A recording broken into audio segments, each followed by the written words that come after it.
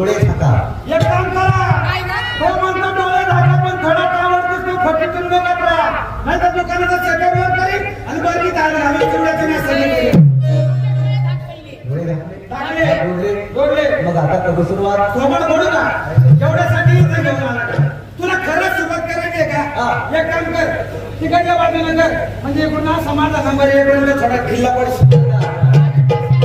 तसं नाही, माझी माहिती सांगायला सुरुवात केली. बरं. तर ज्या वेळेस कौरव पांडवांचं युद्ध चालू होतं त्यावेळेस कुरुक्षेत्राच्या मैदानावरती श्रीकृष्णाने जो अर्जुनाला उपदेश केला ते मी तुला सांगतो. 5 पांडव कर्णाला सूतपुत्र म्हणून भीम लेखत होते. कधी कोणी कुणाला भीम लेखू नाही हे तुला मी काव्यातून सांगतो आहे.